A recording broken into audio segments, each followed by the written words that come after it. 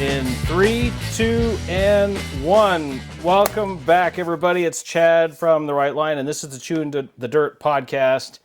Finally back from a hiatus I didn't want, by the way, but I'm excited to get back to this new year. Some mild changes to the podcast, so I hope everybody digs it. And tonight I have got an awesome guest on, Ned Crystal from New Hampshire.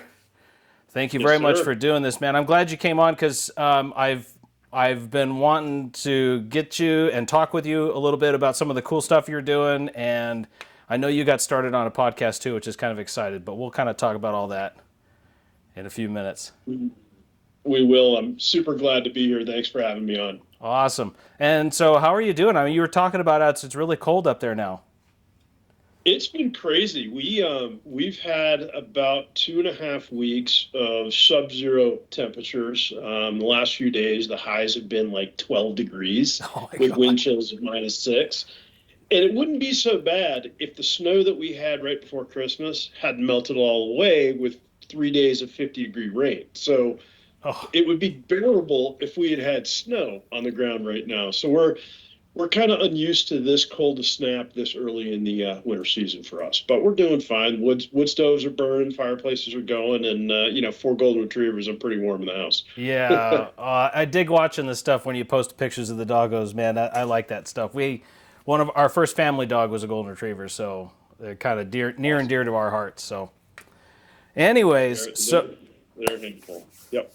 All right, so a little bit of an introduction on Ned here. Ned, I do honestly think you're a really interesting cat, and I was really happy to see you in September. But anyway, so here we go. So Ned Crystal, owner and head instructor of STL Offroad in Lakes Region, New Hampshire, certified instructor for Land Rover North America, and what really kind of gets you going is teaching new and experienced 4x4 owners how to safely utilize their vehicles to go on epic adventures, which I'm kindred spirits, man. I dig that too. Let's see here. Your company provides basic and advanced four-wheel drive instruction on and off trail, as well as training in the off-road recovery and guided luxury excursions, which I'm excited to hear about. That sounds really cool. Let's see here. You're from New England. You're a longtime teacher and sharer of knowledge and experience, which I did know you were a teacher. I think you mentioned to me that before. And what kind of really gets your juices flowing is kind of seeing your clients achieve to doing things that they didn't think that they were going to be able to do. Yes. I dig that. Yes, those the light bulb moments, right? Yes, absolutely. I do dig that. Another thing here is that you are a 3-time rare cancer survivor. Good for you, man. That's awesome. Thank you. Let's see here. You go by the mantra, learning something new, serve others, and celebrate your tribe. That's also Every cool. day. That's also, the song that we play at the TFC, too, is Find Your People. And that's... It was... We'll get into it at some point, but the third part of that mantra is because of you guys and some really great interactions from last year's TFC before this year's TFC, and it formulated right before this year's TFC. We can get into all that. Oh, yeah. No, that'd be awesome. I dig talking about stuff like that. Let's see here. Client success. This is kind of what makes you tick. Is having your clients succeed and finding, it sounds like finding something new that they didn't think they could do that they were able to succeed in. You're a community. You say your superpower is bringing people together, and I dig that too. This is why the off-road community is a huge part of your life, and it's a big part of my life as well. So we do have a lot in common. You dig bringing people together, and sort of regardless of their experience and whatever vehicle type they have. There's that kind of Jeep versus Bronco versus whatever. Oh, yeah, we could get into the pissing matches all day long. And the beauty of it is you know what? Half of my best and greatest crew that I roll with is probably one of every vehicle type. Yeah. And that's the beauty of it, right? Yeah, absolutely. I love seeing them all. And I could tell you, actually remind me, I'll tell you the story about how I met Bill Burke. And Cool. Yeah, I'll tell you about that. The Epic Adventures thing is also what makes you tick. And the high-end luxury off-road excursions, it was really interesting when you talked to me about that before, and you were mentioning the resort that you were working with and kind of bringing these events together. That sounds like it's really cool. And then the other thing is the Nuts and Bolts Overland Podcast. Yes, sir. We got to talk about that. Sir. We will. It's been a lot of fun, and I'm sure going back to your early days of what you've done with this and some of the incredible drone work and things that you put on your channel, those first few weeks or whatnot, you're like, what am I doing? I don't even know if this is even going to make sense. Exactly. And here we are, 10 episodes down and over 3,000 listeners. We're pretty psyched. Oh, dude, that's a lot of success. I'm really happy for you. That's awesome. We're pumped. Actually, I had just thought about putting my podcast on Spotify.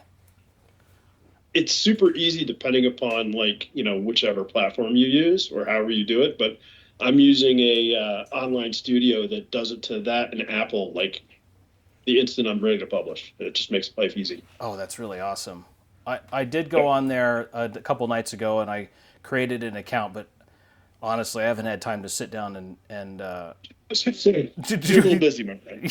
Yeah. Well, the work thing has been crazy. The project that I was a part of at the end of 24 was even more crazy, and I can kind of tell you about that here in a little bit. But it was an awesome experience because I actually did some drone work around my hospital. Cool. And it was unheard of. I thought there was no way on God's earth that the FAA is going to let me fly around my hospital, but they did. Wow. So because I'm sure you guys have roof helipads and all that too, right? There's two helipads out on the east side of our campus, and because our hospital is a trauma 1 center, so they bring in flights pretty regularly, and they gave me very specific stipulations about flying around there. But the funny thing is, it was I think I had 45 minutes of cleared flight time, and I think I used 9 seconds of the video.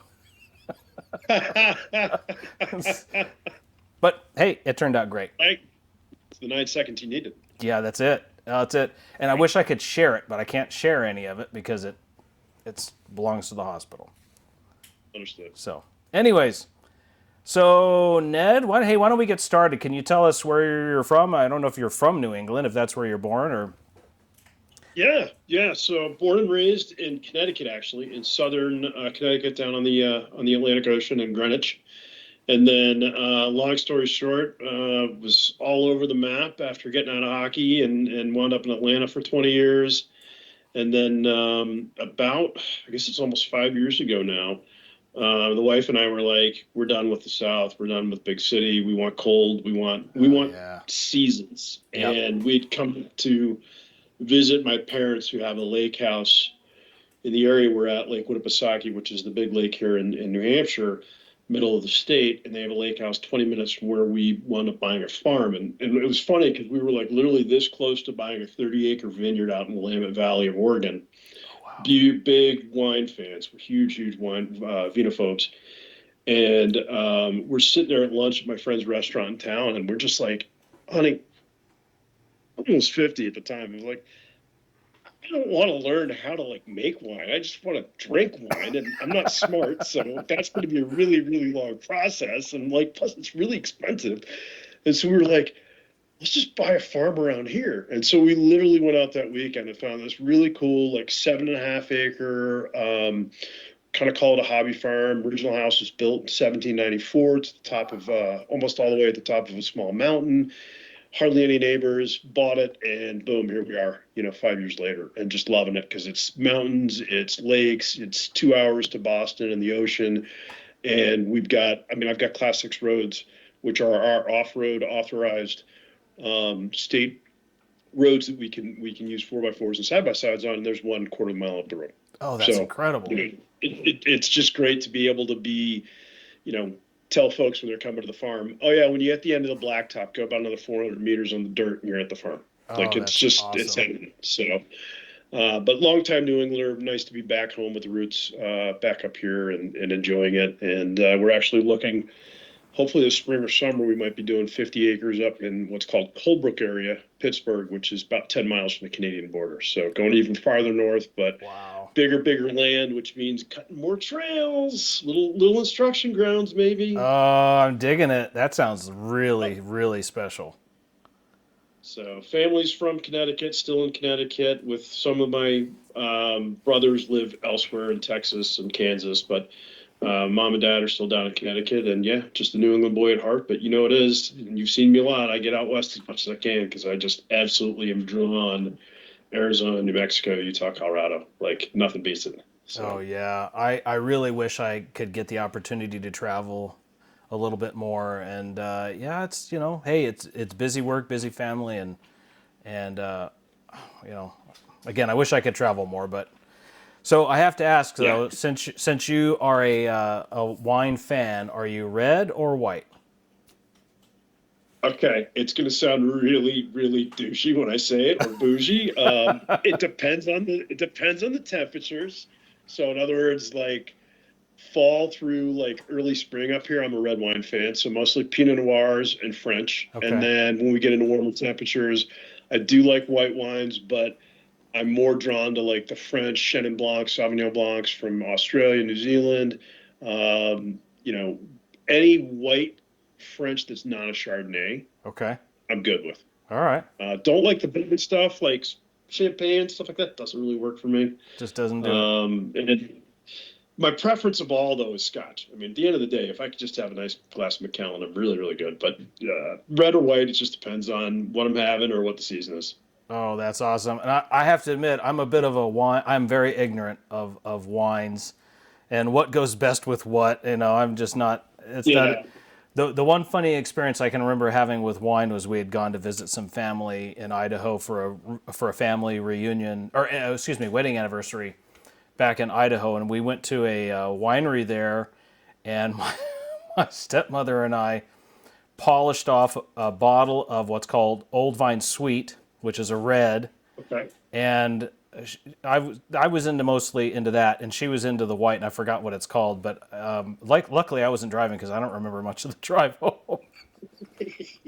Those are the greatest trips and also the worst ones because you get out there. We've done so many out in Oregon because we used to be going out on a quarterly basis, and we go and hit like 5 vineyards in a day. And I'm like, I don't even know what my name is by the end of the day. And I'm like, so glad somebody's driving that's not us. So, oh my God, that's as long as so you're funny. having fun, And the other thing, it's like I tell people all the time about wine. It's like I know just enough to be stupid.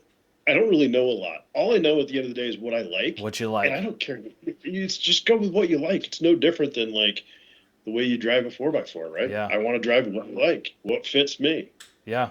Yeah, exactly. That's it. Exactly. I am going to have to at some point take you up on your offer to travel out that way Please. and come see your area because that sounded really cool to me when we talked about it in September.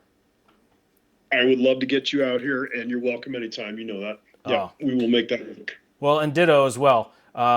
We don't have a lot of rooms in the house here, but you're welcome to come back or come over here, and we'll do some wheeling in Arizona and wherever you want to go. We'll go check out some cool stuff. So. You know how it is. When I roll, I carry a gazelle with me. It's the best sleeping in the world. That's right. Well, I think a gazelle would fit in our backyard. Hey, I'm sure there's somewhere I can put it up. I mean, no big deal. Absolutely. So, hey, how did you kind of settle on Land Rover as sort of your vehicle of choice? Great question. So, when I was 16, my dad had a Range Rover Classic, and it was like the coolest car in the world for me. And, as I started growing up and getting to the point where I'm making my own money and whatnot, it's not an affordable car when you're in your 20s. Right. It's not going to be something you can purchase. So I've had a lot of off-road vehicles between then and there, from a bunch of different pickup trucks. And anything I've had that's four-wheel drive, I've modified. Like I did with Chevy Avalanche. Of course. Lifted an F-250 and put 37s on it, an F-250 diesel that uses a farm truck. I've had F-150s, Broncos. The list just goes, right? Yeah. And so finally, I was looking at a couple of Discos and Discovery models too, and then it became the LR3, and I was like, oh, those would be great cars. But I'm still like right on that just precipice of, does it make a lot of sense financially at the time? Like, no, I got to put my adult pants on.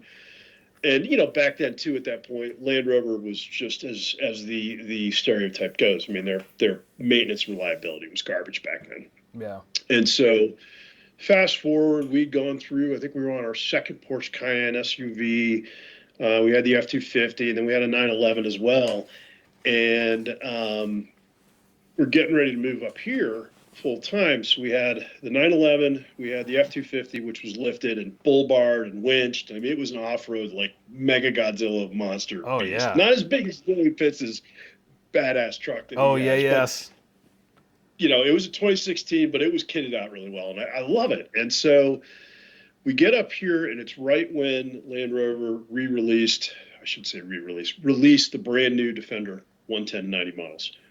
And we were like, oh, wow, we really like that. Yeah. And so the long story short is, took the 911 in for an oil change right in the height of the pandemic. Mm-hmm. And it was a 1-of-1 limited edition in the world. There was only one of them out there. I took it in. The guys were like, are you interested in selling the car? And I'm like, do whatever, dealership. Like, sure, please. Make me an offer. Please. You're going to make me an offer. It's going to be insult. They came back and made me an offer that was so high above what we paid for that car. Wow. That I was like, got on the phone, called my wife, and I was like, we should take this. We're not even driving. We only drive it 3 months of the year. It stays, barned and heated and garaged during the winters. Yeah. Even though, I mean, yeah, you could. It was a Targa 4S, so you could take it out and put the right tires on. That was like, so we decided, we're like, boom, sold the car. The week later, we had an Audi Q3 SUV, which was my wife's daily driver. And I took it down to their sister dealership next door. Literally, it's like a week later, 2 weeks later, something like that. Go in, and the guy's same thing. Because used cars are so hard to get, like CPO and luxury cars. Are you interested in selling it? And I'm like, okay, I feel like I'm having deja vu. Deja vu, okay, yeah, fine. right. Make me an offer. And they made me an offer $15,000 more than what I paid for that car 9 months prior. Wow. Had 4,000 miles on it, barely driven, like still smelled brand new. And they said, sold that too. Ordered a Defender 110. Long story how I got to that. There was a couple of dealerships that we had to go through. But anyways, we get this 110. And I called the dealership down in Boston. I'm like, I want it white, black pack on it, rear locker, yada, yada, yada. And he was like, I've got one rolling off the truck right now. And meanwhile, there's a 9-month backlog when you put your order in at the time because of production and COVID and all that, Sure. that there were delays and those things coming off the line. And so I'm like, literally, I say to him on the phone, I was like, bullshit. And he's like, I'll FaceTime you. You can see it. So he FaceTimes me. It's literally coming off the truck behind the window of the dealership. I'm like, we'll buy it. Done. We'll buy it. Yeah. Like, that was it. So we go down to pick it up. And it is just there when that model first came out. Now this is 2 years into that model, but when you first see it for the first time in person, it's just kind of a really cool. If you're a Land Rover fan, it's a really cool take on what the old models were. Nothing like it at all, other than the name. And the first thing that we look at it, and originally this is going to be the car for my wife, is rolling off the truck, and we're standing there, and I just look at her, and my eyes get real big, and she just looks at me and shakes her head, and she goes, I know what you're thinking. I wanted to name this car. I'm like, no, I've got the name. It's Stormtrooper. Yeah. Because I'm a Star Wars nerd. Like, it is a Stormtrooper. It's white, black roof, so black all the way to the bottom of the windows, and then white panels, and then black trim on the bottom. So it's like, oh yeah, and we got mods coming. We got so much stuff coming. Bought it and absolutely fell in love with it. Great vehicle. I mean, yes, do I wish that they had replicated the old school and done solid axles and some different things like that? For sure. But they went IFR and IFS. But we loved it so much that a year and a half later, we bought a second one. Oh, okay.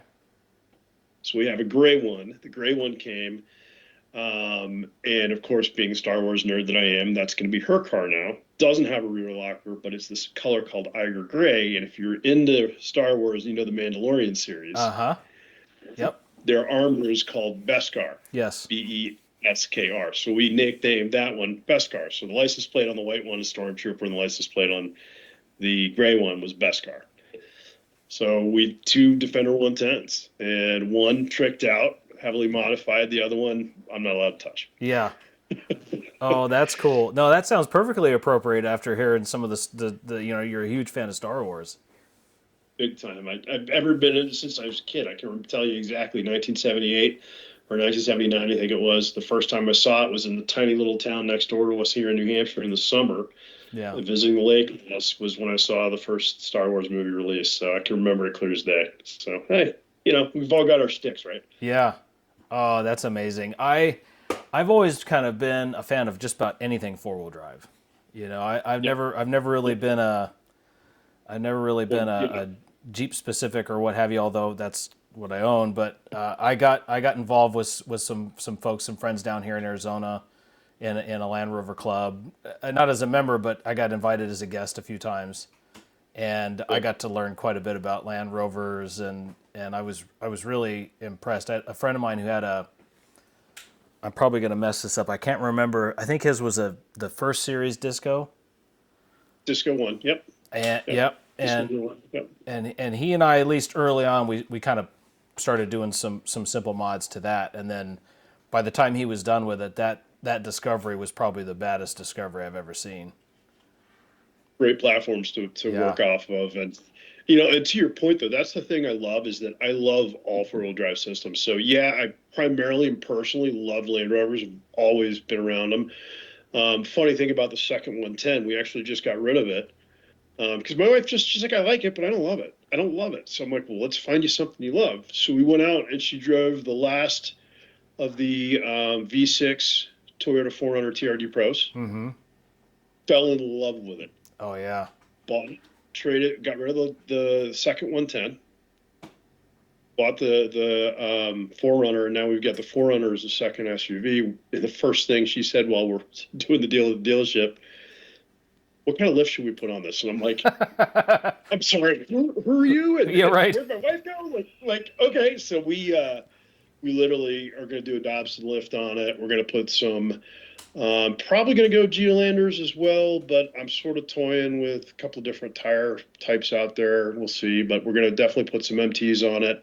And then front and rear end bumper replacements with winch and all that good stuff. And once I can get to it, because again, we know how it rolls with the budgets and all that, I want to do the Morimoto lights on it, because I just think a 4Runner with Morimoto lights is one of the coolest looking things out there. Oh. So yeah, I too love, and that's what I love about like what we're doing in our professions here in guiding and in instruction, is you get to get behind so many wheels that of different manufacturers. And that's what's the neat part, from classic to modern. Yeah. And being able to, adjust and learn about the new system. So I'll say I'm an equal opportunist when it comes to any four-wheel drive system. Yeah. So. Yeah, I guess you'd probably say you feel like you're a perpetual learner, right? Because I have to be. I mean, and that goes back to, again, that mantra that I have. I've got to learn something new every day, and I don't care what topic it is. It's not just about one particular area of my life. I just think that that's kind of like the way we're wired as a species. It's like, we should be learning. We should be trying to evolve and be better each day than we were the day before, and whatever that looks like, whether that's cooking a new recipe at home, or that's just like, you know what, for example, I'm really dyslexic, and I couldn't read instruction manuals until I was in like my mid-30s, because I can't read the way that they're organized and the way that they flow, because my brain thinks differently, right? Mm-hmm. So I had to retrain my brain how to read instruction manuals. So now, whether it's putting together, outside, putting together the new propane grill, to putting together new mods on a truck, or putting together, whatever the equipment or piece of tool is in the house, it's such a much more pleasurable process, and it's learning something new when I do that. So it was, though, there was a few years there where it was like I didn't want to, because I had a learning disability. Yeah. And so reworking that thought process has gotten me to actually love learning. So I read multiple books a week. Oh, good for you. And, I'll have a nonfiction and a fiction going at the same time, or I'll have, like right now, I'm rereading the four-wheel drive Bible, and then I've got a compass and map instruction book from the former U.S. government, one of those deals on how to do off-grid navigation and whatnot. And it's like, I just want to keep like chapter here, chapter there, just to keep learning. Yeah. Yeah, I was for the longest time I was really into the Michael Crichton series and reading through all those books and the Yep. Jason Bourne series. Yes. Uh, Yep. and for me, it has to hold my interest, or I'm just going to drop it. I started something recently, and it was I can't even remember what the author was, but basically it was a real time, real life example of what a nuclear holocaust would look like, or apocalypse rather, a nuclear I apocalypse. think I know the book you're talking about, as a matter of fact. That was in my reading list. Did you like it? Uh, Yeah, I would say I liked it, but the problem was I got into it. I got about half or two-thirds of the way through it, and then kind of got wrapped up in this work project, and then I haven't picked it up since. Because if it's the one I'm thinking of, my wife was reading it and she was just like, "Oh my gosh, it's like terrifying because it's so Oh like yeah, real. It's so lifelike and it's all plausible. It's all like, holy cow, this could be like tomorrow." And so it was a little terrifying. So I'm like, I think I need to put that higher up on the list. Like, I yeah. like that stuff. I think I'm probably going to pick that back up and at least finish it and kind of get through it anyway. But yeah, you're right. Like the 4x4 Bible, I still have that on my shelf in there. I probably need to reread that. When my son was really young, I had already read the series, the Tolkien series, and my son had Yep. he and I started And all reading it. that. Yeah. Yeah, he and I had started reading it together, and Awesome. the neighbors are out with their bike again. Anyways, yeah. So reading for me is, the thing about reading for me is I read pretty much everything all day long at work. They're not exciting; they're patient charts, but by the time I get home, I'm like done. My brain's fried. Yep. Yep. So, Yep. how'd you get into teaching? Because I think this kind of led into where you kind of lead into STL and the adult Yeah. training and off So road. teaching for me is kind of something I've always been around. Like when I was in high school, in fact, I would help out and coach, sort of volunteer coach the women's hockey team at my high school, which is a boarding school in Connecticut called Kent. And then after I got out, and was done with that whole thing, I was doing a lot of coaching high school athletics. Like I've always coached um, hockey. I've always coached lacrosse because when I was coming out of high school, I was basically I had offers to go play hockey or go play lacrosse at D1 schools, and so I was pretty decent at that Yeah, for a short-term period until the joints and everything gave out. But yeah, I love coaching, and so when I was in college, my minor was in education because I thought I would be a teacher. Like I okay, wanted to be a teacher, and so I was very involved with like Big Brothers Big Sisters when I was in college, and that tutoring mentoring piece of it yeah, evolved into the coaching and athletics. And I lost the ability other than coaching hockey and lacrosse for like some high school sports just throughout the years because it's easy, right? But I was in the corporate world for a long time. And when I finally retired like 10 years ago, it really started becoming even more and more of like a part of my what would eventually be that mantra of how do I serve others. And so, didn't really know the extent of it at the time, didn't really know like what it was going to wind up looking like, but was coaching more and more. And then we moved up here 5 years ago, full time. I have a local amazing ski mountain that's 15 minutes from my farm. And the cool thing about it, if you talk to anybody in New England, and again, our mountains are not anything compared to what y'all deal with out west, right? Like our biggest ski mountain in Hampshire is 4,000 feet. Still pretty awesome and pretty steep, but it's not sure, like going to Vail or Ride or Taos. But most of the folks in New England, I'd say if you talk to a fair percentage, they'll say, "Oh yeah, I learned to ski at Gunstock, and then I went to Killington and Stowe and Stratton and all the other big mountains." But Gunstock is 15 minutes from my house, and it's like I think maybe 1,400 or 1,700 foot mountain, but it has like 56 trails, a wow, couple of black diamonds, and we have an amazing kids program. So I teach high school programs both from the class aspect when we do what's called outreach with local school systems to individuals and private lessons for both kids and adults, and I love it. I just absolutely love it, and that's where like that whole passion um, really started to form. So the off-roading piece morphed out of that in two ways. One is because I really love taking people that are new mm-hmm, I do love dealing with experienced folks, but you know how it is, right? Yeah. Somebody who's experienced and a bit more set in their ways, Yeah. kind of, Sometimes. you got to bring them on a little bit. Can be a little challenging, but that's part of the fun.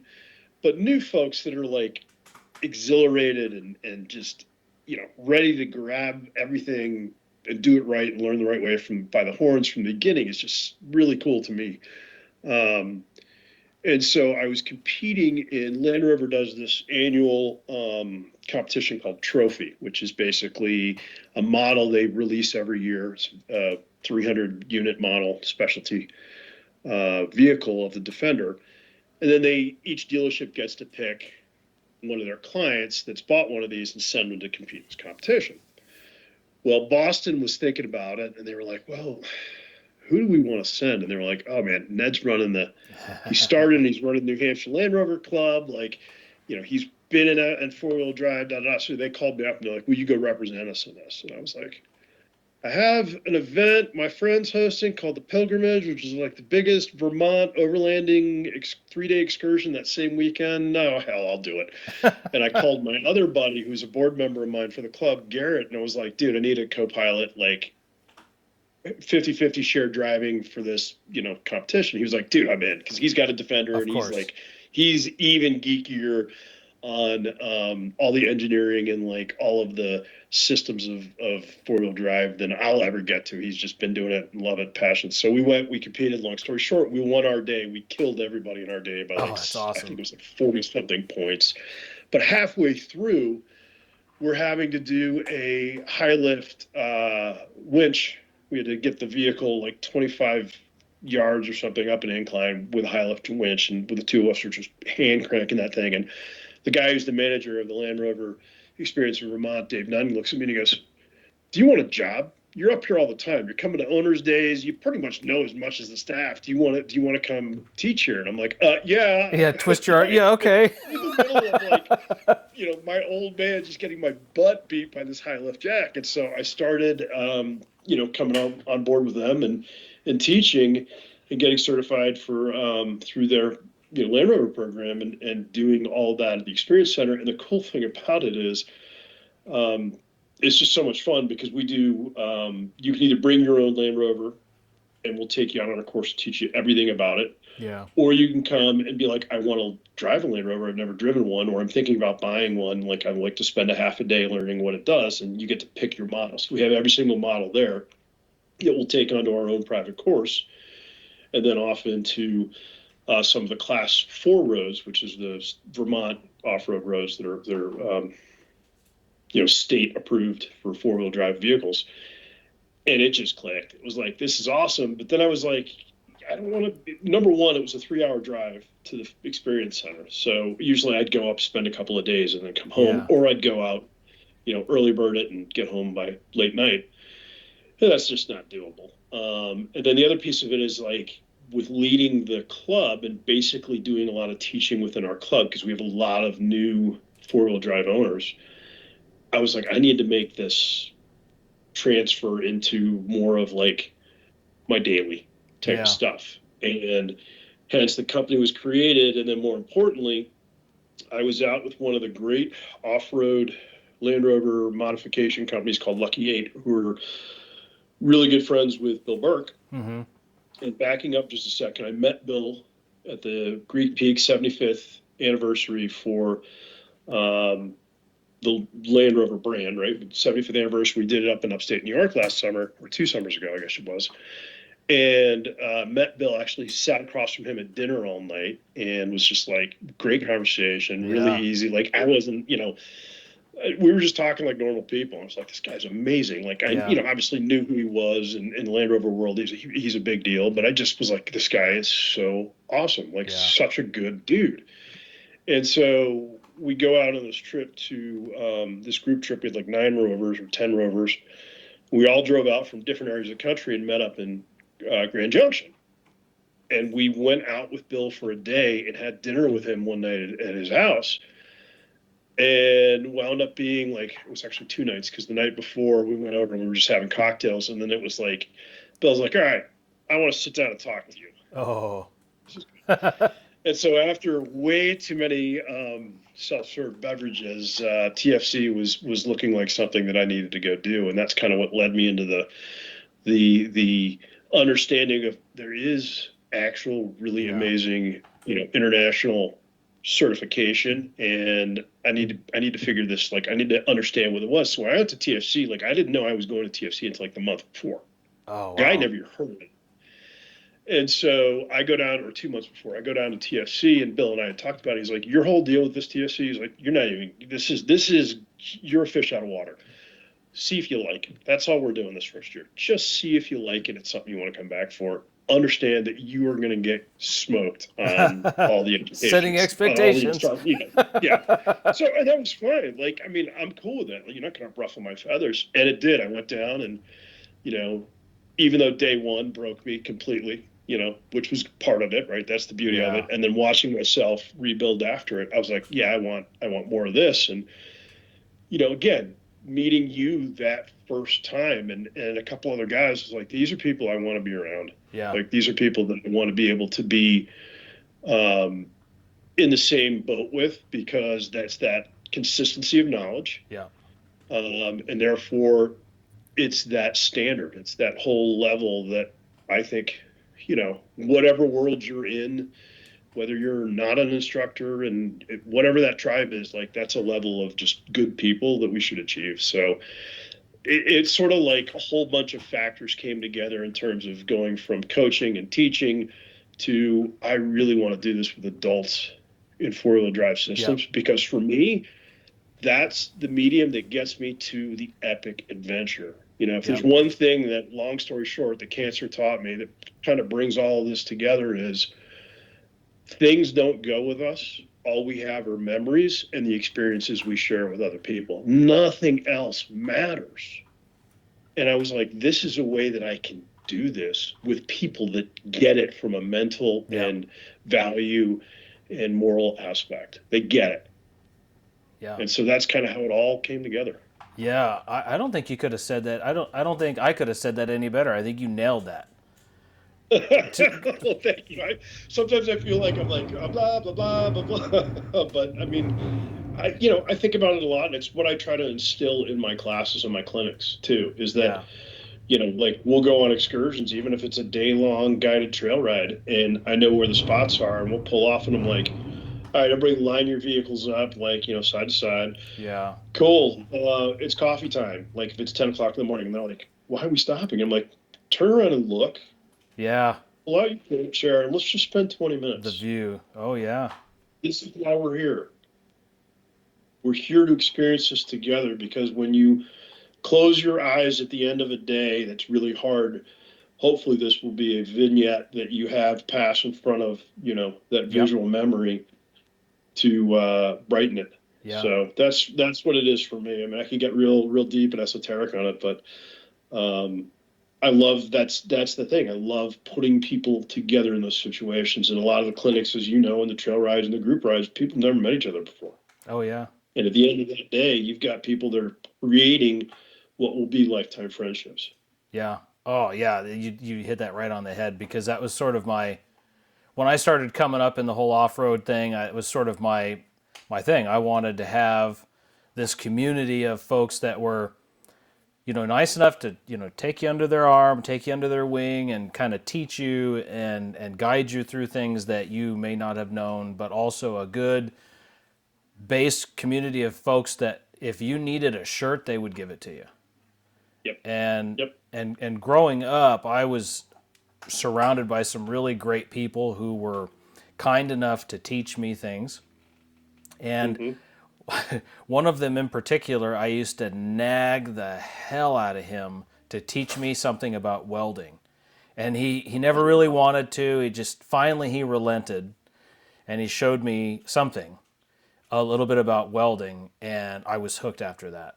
It's just like the off-road thing. I was hooked on that. I got kind of hooked on welding and kind of ran Awesome. with it. But the community part of it, you were talking about that too, and I know that was part of in your what makes you tick. And we'll go reach back to what you were talking about before with the testing for certification, the I4, the International Four-Wheel Drive Trainers Association. That was a community that I think for me, when I first stepped into that community, Yeah. I had no clue no, let me take that back. I had an idea of what I was getting into, but I didn't know how powerful that community was going to be. And, we've got a club here in Arizona that I've been a part of since 2008, and that's family. But when I really started to get into the I-4 and returning for some of the next level TFCs, it was like, whoa. When they first started, when Chris shared that song "Find Your People," oh, it was like, okay, I get the message. This is where I'm supposed to be, and that was an incredible experience. I was really glad to see you in September when you Oh came yeah, in. there was no doubt. I'm coming in October. Fantastic. I'll be there in October, and the goal this year is obviously, I think I was told I was 8 points away Yeah. last time, and a few other areas too, besides just the points. But I feel like because the community of men and women that are there are such high caliber folk Yeah. and such people that I aspire to be, my performance from not having a clue what I was doing 2 years ago to this year was exponential. And my expectation is it will be exponential again from Yeah. second to third year, because I see you guys doing that every day. Your performance, on how you were an amazing instructor last year, but even when you chimed in this year, the few moments that I got to spend around you as an instructor and some of the exercises, I was like, whoa, that dude's put in even more work since last time. And he was damn good then. And it's like, that's the level of people that I want to be. It's no different when I was playing hockey. I never wanted to play a team that was equal or less. I wanted to play teams that were going to kick the shit out of us Right. because I wanted to get better. Yeah. Right. And there's just something so deep level that group of folks has that's unparalleled, and it's something that I think at my age of being 50 now, and after I got out of the corporate rat race and retired 10 years ago and all that, and now living in a rural area, I don't have the opportunity to meet people on that kind of a level. It just doesn't. Yeah. Yeah, I mean, I've got some great folks in our club, don't get me wrong, and they're the same type, shirt off your back, that whole Right. deal. But there's still, with the handful exception of like a good small group of that subgroup, Yeah. there's still only a level that you can kind of get to. And it's not a bad thing, but it's just everybody has, their lives and they're doing stuff and kids and grandkids and whatnot. And the connection that I had with folks through TFC, I mean, the class that we went through this year with, we're all still talking every day. We're all still sharing. We're all still, asking and inquiring and helping. And it's just been, I mean, heck, I think I've had 2 so far and another 3 or 4 coming on the podcast, because we still want to be able to do that for each other and also pass that info out. So I think that's the greatest point that was for me, is that you can be 50 years old and find a tribe that's still, unbelievably there for you and you for them, and grow together and grow better as people. And that was the big highlight for me from I-4. That was just always has been. Yeah, I would have to agree with you that. And then when I left from the TFC in September to come home, I'm not gonna lie, man, I was like, I do not want to leave. I want to just move into the back of Chris's property there, and I'll call my wife and son, then come visit. But it's a special place, and that's the thing. It's like, I wish I had a couple of days on the end of it where I got to hang out with you guys, not in the instructee format, and that we could just spend a couple of days just being. And I've gotten that opportunity. Obviously, we're sharing, this moment together. I've had some great opportunities with some of the other folks when I've visited and driven through Colorado and on ways back and forth. So there, have been those moments, but it would just be so cool to like hang out. I mean, that property is amazing. Oh, and then, it is. As you did the drone footage, and I got to go down and get into the falls this year. Oh, it's an incredible place. It's amazing, and if nobody had mentioned to you that it was there, you'd never know. You'd never know. I'm so jealous that they have that in their backyard.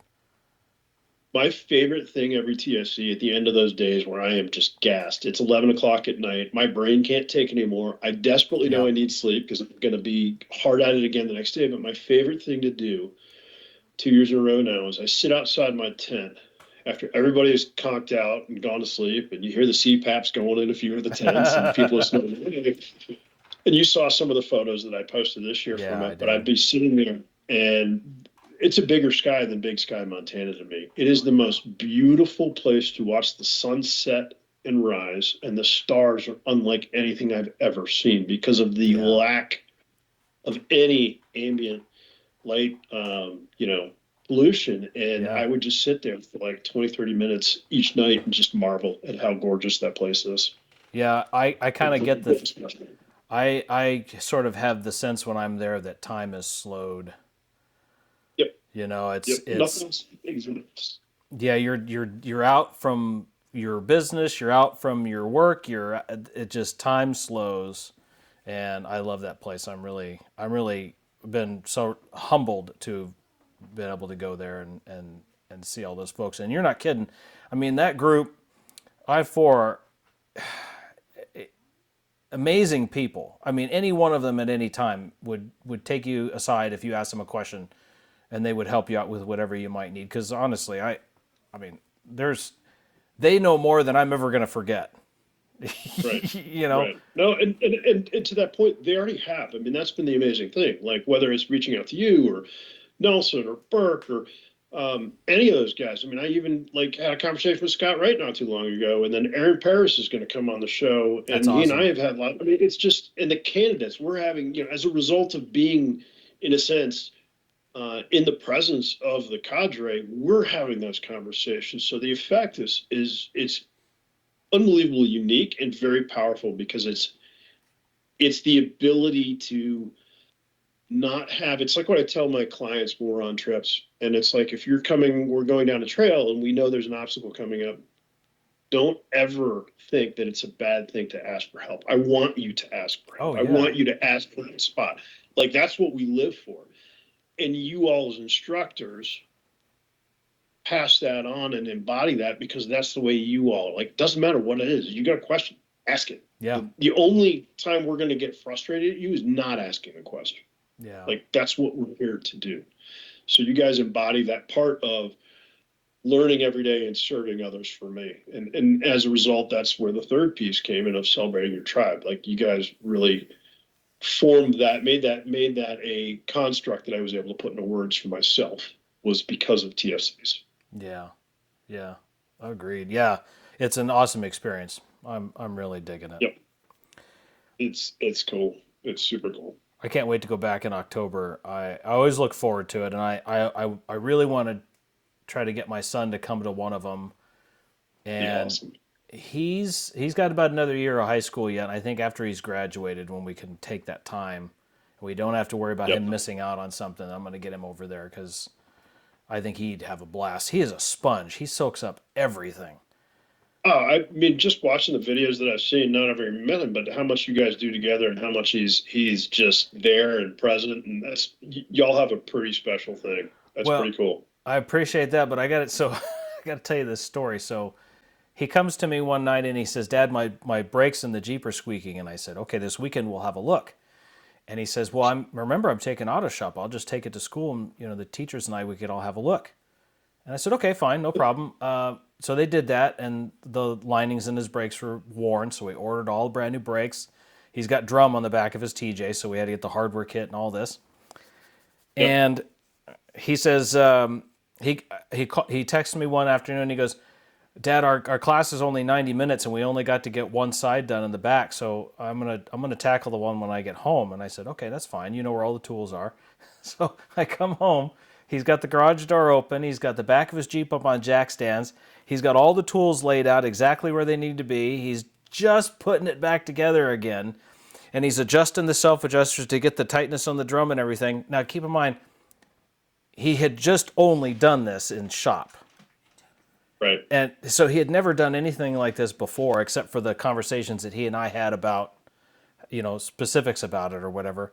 And he Right. was just into it, elbows deep, like he had no fear, I'm going to get this done. And he's about ready to button it up. And I said, whoa, hang on, let me look. I just got to look because I'm Dad. I want to look. And Yep. he got it. I mean, he nailed it. He got everything done. I say fearless, but I mean, he's willing to tackle that stuff. And he's just a sponge. And I know that when he can just be a fly on the wall and listen to just some of the stuff at one of the TSCs, he's just going to soak that up. He's going to love that. Oh yeah, So for sure. Sure. That had to have been a pretty big Papa Bear moment for you though. To see that all absolutely. going on. That was pretty awesome, huh? Well, I was thinking to myself, God, it's been forever since I've done drum brakes, and he's doing it in my driveway. Well, that was like, I mean, it is. It's pretty awesome. It was like, was it I went out to I was cut my Colorado. We were doing the Continental Divide trip with Lucky 8 and all those guys this summer, right before a couple months. It was in August. Where was it? August? July or August. It was July or August, before TFC. And Matt and Brian and then Eric Brown came out and they did like we'll call it a boot camp for TFC for like, I don't remember how many of the candidates we had there, but it was think about this. 2, 3, 4, 6, 8 of us that were there to partake in it. Markowski was down there and all the New Hampshire and Maine guys, as well as Mike came up from Texas. And so on the second day, we're doing the driving skills up those rocky ledges on Slaughterhouse. We came up the top ledge. I've already run it 3 times in Defender, and you hear bing, Oh, no. back right CV just shoots out of the back of the car. I mean, just metal just came flying out. Oh, great. So after we had Matt tow me back limp me back at my 11 mile an hour, max speed with 3 wheels, that next night, I got a CV from Land Rover Denver that through Brian Lott and his amazing girlfriend, was able to coordinate the logistics on getting it up to the campsite. And it's 10 o'clock at Saturday night or 8 o'clock at Saturday night. Yeah. We switched that bad boy out in the rain, and it was like, Yeah. just those moments are awesome. But the fact that your son is doing it right now, and like that is just killer. Like I didn't have any of that when I was a kid. I didn't get mechanical or even start to learn that until like within the last 10 years. Yeah. And not until really the last 5 years that I started actually being like, oh hell, I'm doing this myself. Like, Yeah. and it made me laugh because we've got an old 97 F-150 that was my dad's, and it was never really taken care of well. I mean, it should have been. It's only got 68,000 miles on it, and it's pretty much in great condition, but they never treated it at all. And so I got out to start it one morning because I use it as literally a dump truck. I was going to go get some mulch, and I'm like, click, click, click, click, click. Long story short, starter had blown after doing a whole bunch of diagnostics, trying to figure out where the issue was. Starter was gone. So I'm like, well, looks like this weekend I'm going to learn how to put a starter in. So I go down to Napa, bought a starter, and then damn Ford has to put the 3 bolts behind the frame. You have to use 3 sets of extensions. And here we are, had it switched out, put the new one in, and cranked right up, and we were good to go. And I'm like, now that's the kind of stuff that, like, I wish I had learned when I was a kid. Yeah. But I'm loving learning it now. Yeah. Well, we had a kind of an aha moment the other night where my son had said to me, this is now several days before, he said, Dad, I don't know what happened. I was going to school and I was coming down off the off-ramp and my Jeep just died. And I managed to coast it to the side of the road. I put it in park and it started right back up again and I got to school. And things like this had happened a few times, and we were trying to figure out early on maybe what it was, and he had said, well, I found a loose battery cable and I tightened it up. Let's see if that was it. Kind of change one variable at a time. And sure enough, wasn't it, and it had died on him one last time. And I said, when I get home, we're gonna get into this thing, you and I together, and we're gonna figure this stuff out. So we went through the basics. So we need fuel spark, we need blah blah blah. We went through all this stuff, and we checked battery voltage, we checked alternator voltage, we checked fuel pressure. He was really cool. He was really excited to see how the pressure gauge worked and all that kind of stuff. And then we had to problem solve it. We're thinking, Well, was it coughing and sputtering, or was it like somebody just just turned the switch off, right? Well, make a long story short, we started focusing on cam sensor, crankshaft position sensor, and okay, well, it didn't cough and sputter when it died, so it tells me it's not necessarily fuel. Let's think maybe toward crankshaft sensor instead. And we managed to get right to Napa before they closed. We got a sensor. We went home, and within an hour, we had it solved. And Awesome. sure enough, it's been fine. It hasn't died on him at all. But the cool part about it was just the sit down together, problem solve it. Okay, what do we know? Because he's taken auto shop, so he's got a little bit of a basics on this now. Yep. But cool Yeah, stuff. that's the fun stuff, and being able to do that with him, and you guys have that. That's really cool. Really, Yeah, really cool. Yep. yeah, appreciate that. I love it. He and I dig it a lot. He's doing some off road driving. So like in some of these recent videos that I've done, we ran a trail here just recently in Arizona called FR42. It's Telegraph Line Road. It's got a huge history, but in any case, I brought the drone and I brought the camera stuff, and I wanted to do some photography. So we get to a couple obstacles, and I get out, and he gets in, and he takes off, and he leaves me. So he's quite a ways away, and I'm recording and stuff. It turned out all to be really cool anyway, because we got lots of good footage, and he got to do a lot of good driving. But it's just been a cool situation. So yeah, Awesome. those kind of adventures are the ones that I always look for. And it sounds like, I mean, I know you do as well, especially with these adventures you're talking about with the resort and bringing all these cool people together to make these really cool adventures. And when you first told me about this, it piqued my interest, because I thought, oh, that is awesome. Yeah, it really dawned on me, because it was like, so back in April, um, two of my really good buddies, one's another Defender Land Rover parts company guy. His name is Sal Hernandez, who runs Saltec Motorsports out of California, and he's got a really incredible story. So he's like one of the head mechanics for the city of LA's like garbage collection fleet.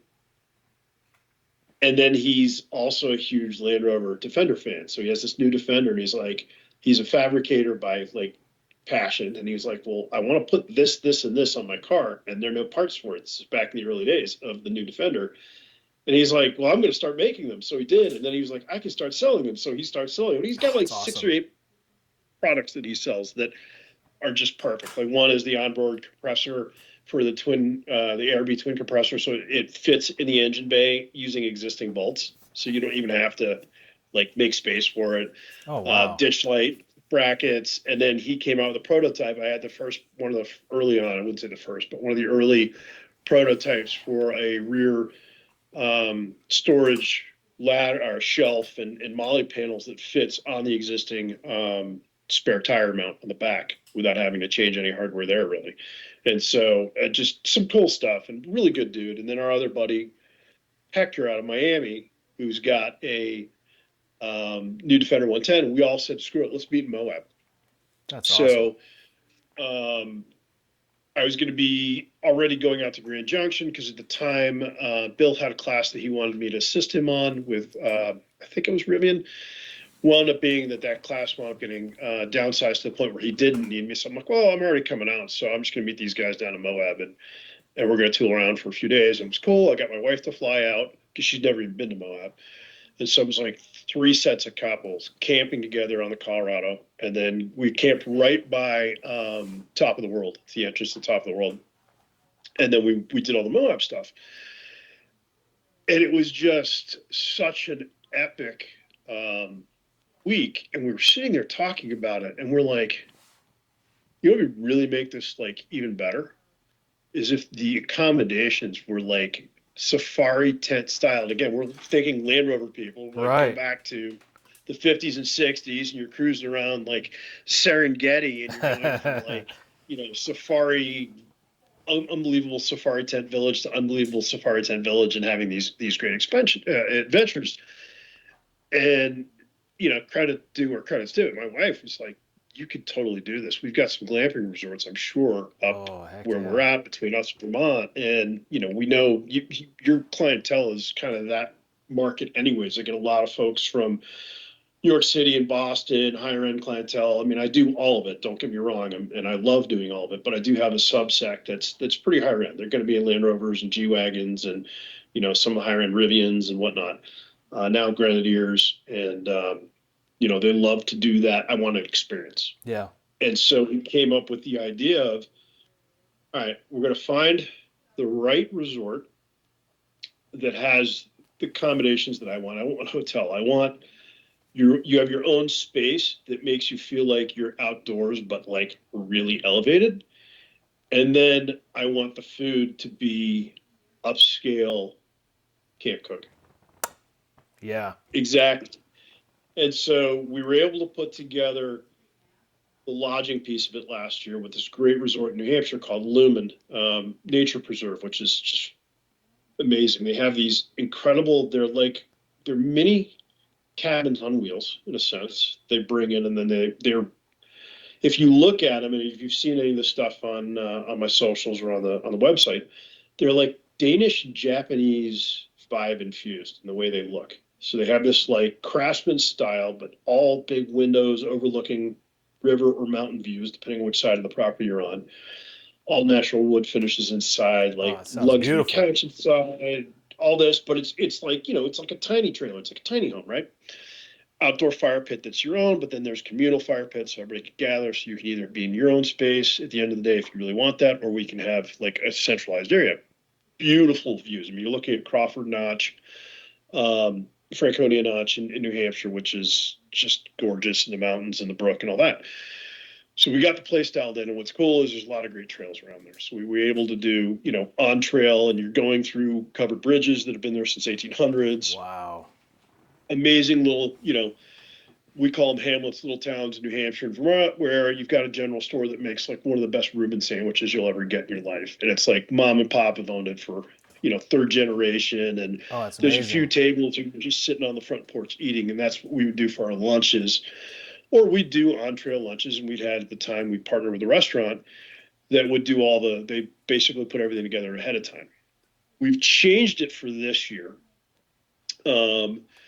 because one of the guys that I've met through this amazing event called the Pilgrimage that's done every October up here, I mentioned it earlier, one of my favorite friends in the world, Derek Chase, and his wife put it on. They get about 350 vehicles in for 3.5 days of overlanding.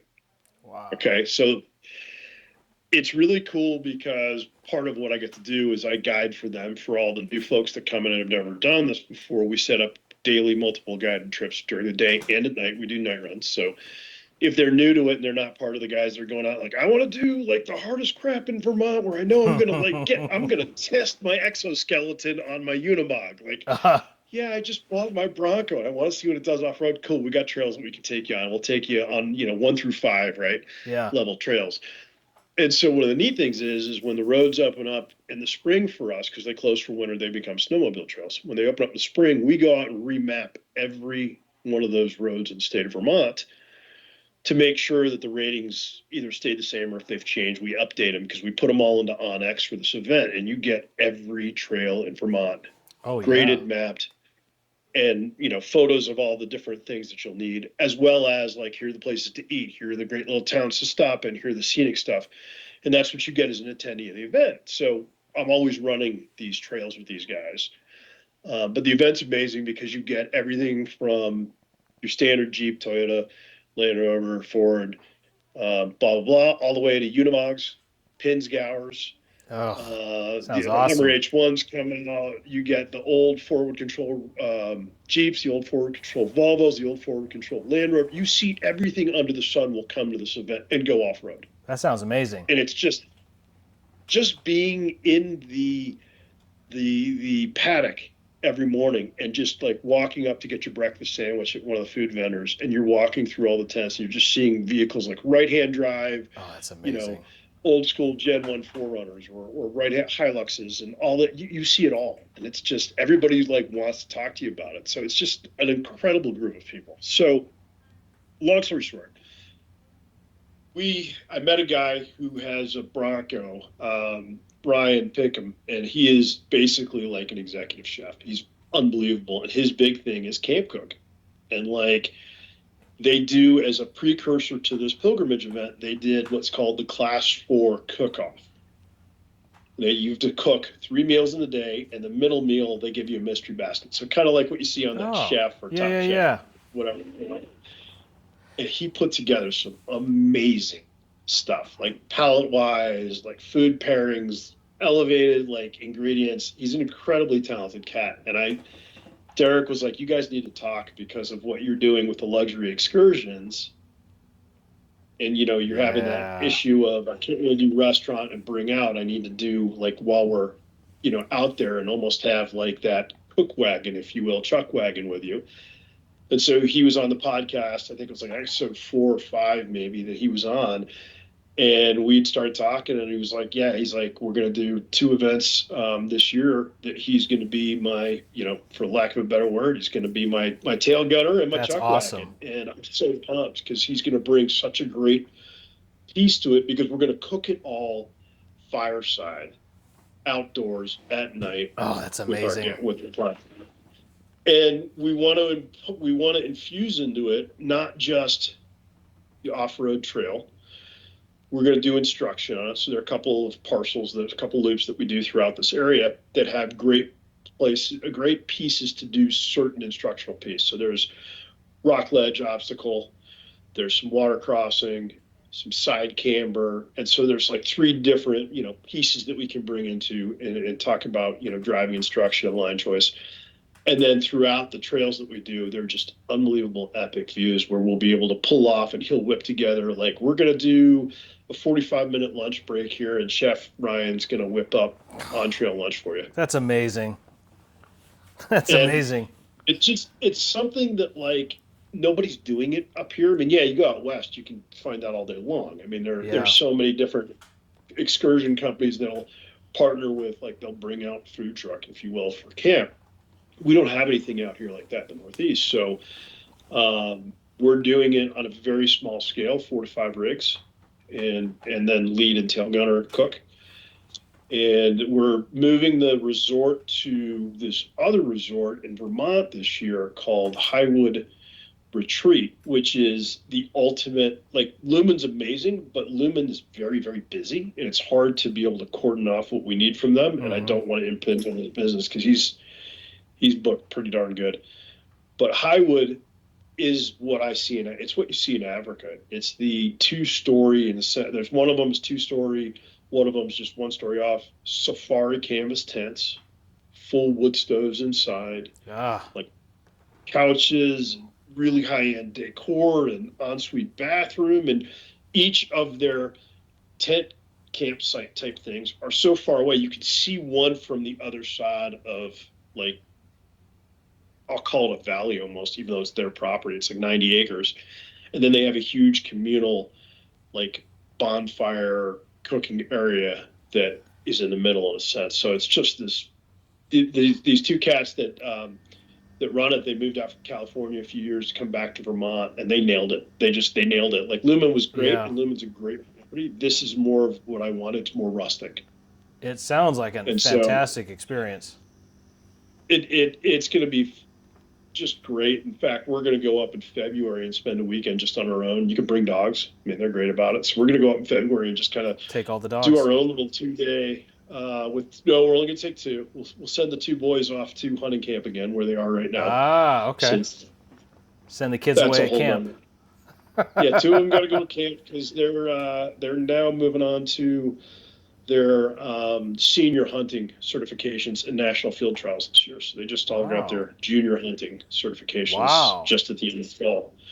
Yeah, those boys are meant to hunt. That's all they're going to do. That's amazing. But yeah, we can take the girls with us, and it's a great property. It's what I hoped I would find and was able to find it. They just opened it up like last year. So it really is like the epitome of what I was going for. It's just idyllic, like true safari tents. They all have big decks on them, and the views are incredible. And good so for I think you. putting all that together for like that small niche out there, it's doable. That sounds amazing.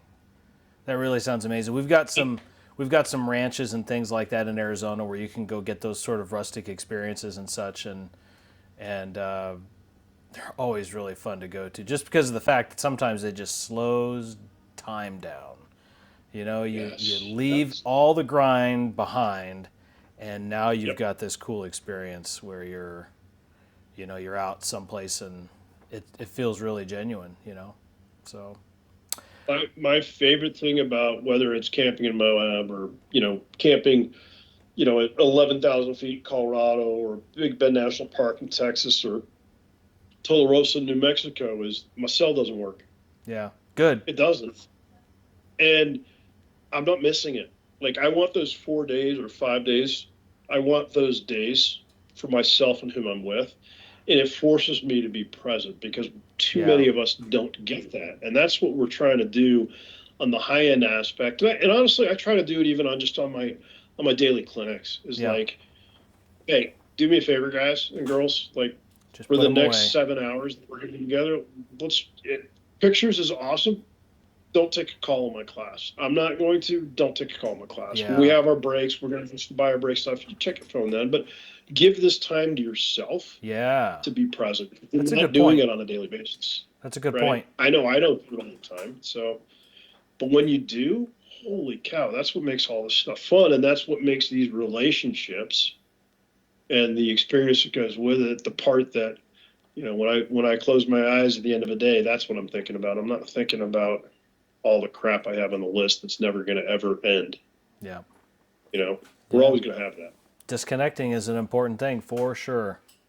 So it self-preservation. it is amazing how quickly the hour goes by. But before we finish, I want to talk about your Yes. podcast because Yes. it Thank you. seemed to me like you hit the ground running with the podcast, and now I forget how many episodes deep you are now, but it's like you hit the ground running, and it's like, oh, I'm way behind. I got to catch up with Ned, and Maybe it was the inspiration you needed. yeah, I think maybe, and I don't remember which one came first. It was either Leah or Joel came first. I don't remember which one. And I Yeah. listened to the one about the Western Slope 4x4, and I think that's about where I kind of got wrapped up in stuff, and I just couldn't go back to it. But it's the Nuts and Bolts. It's Nuts and Bolts, the Overland podcast. You're on Spotify, and Correct. just kind of tell us just a little bit about it. I mean, Really, a short story is, or short version, it really came to be that I know a lot of great folks that are really a lot smarter than myself.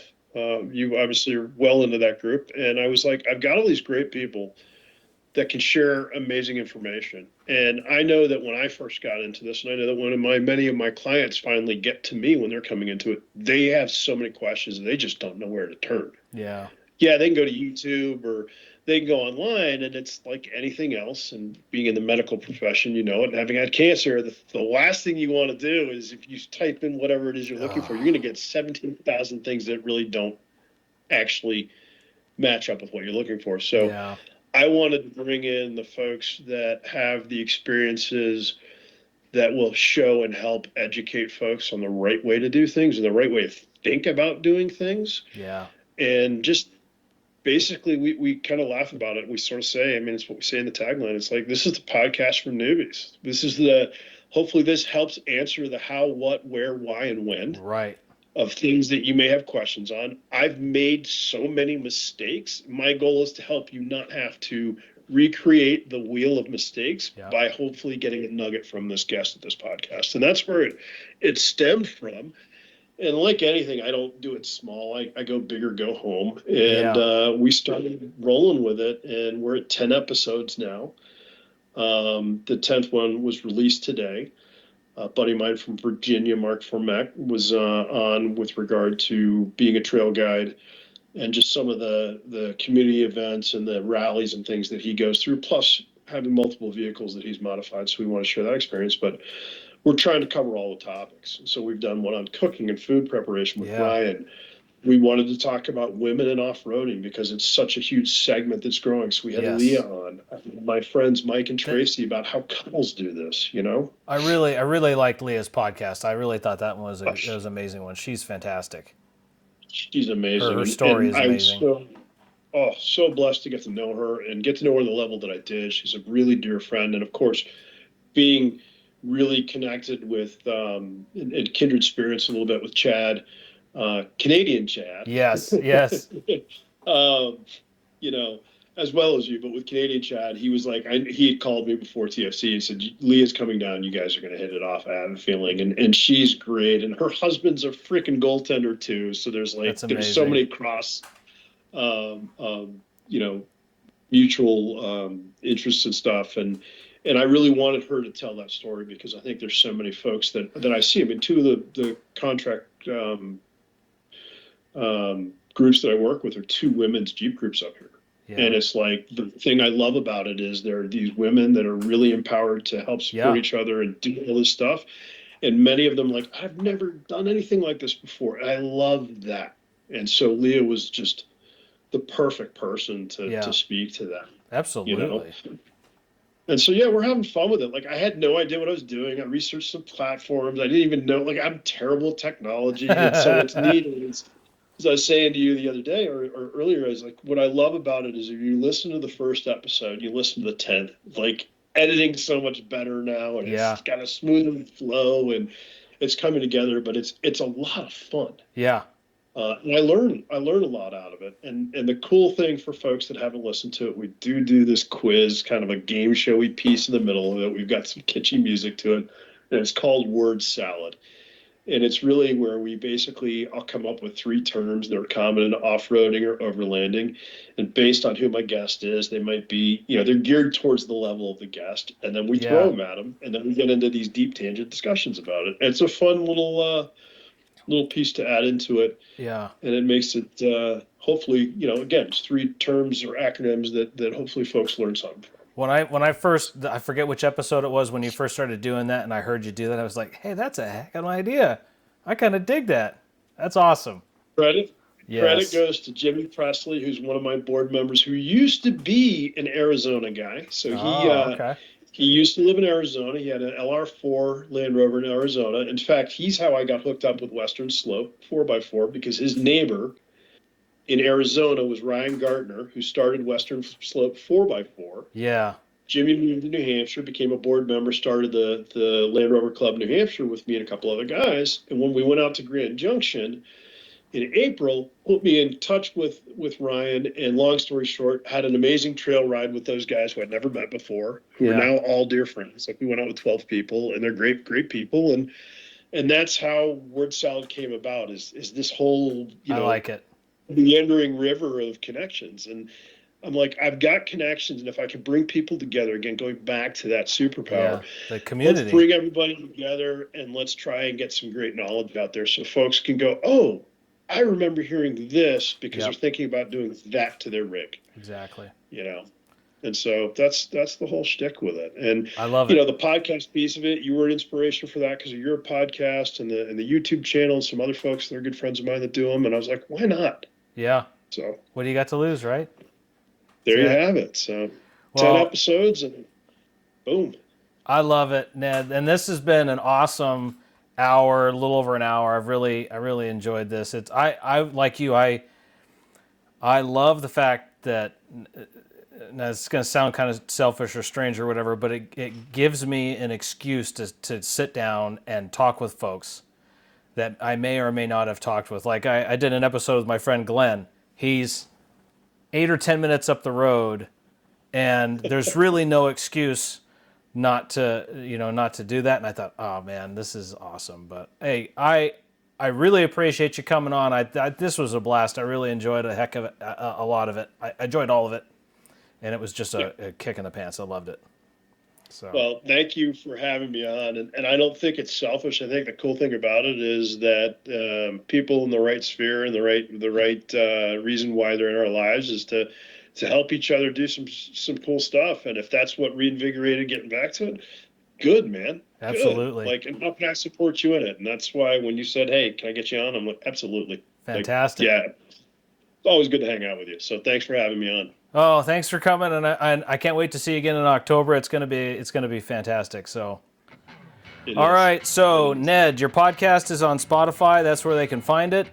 Nuts and Bolts, the Overland Podcast, STL Offroad, and you're on all the socials too, right? So we can find you there and see pictures and stuff, all your adventures. look up stormtrooperlandy on all socials. That's where we're at. That's where we're going. Yep. All right. Well, fantastic. Ned, it's been awesome. Thank you very much, and we'll see you later. Appreciate you, sir. All right, fantastic. I hope everybody liked this one. Hey, there's a lot more cool stuff coming on. I've got a lot of some other really interesting people just like Ned that are coming on here that can tell some really cool stories and stuff. So hope you enjoyed it. If you like it, subscribe so you can find some more of them. And if you really like it, do me a favor and share it too. Talk to everybody later. Thanks for watching, and have a good weekend. All right. That was awesome, Ned. I like the hell out of that. That was Thank fun. you, man. Fantastic. Well, yeah, always.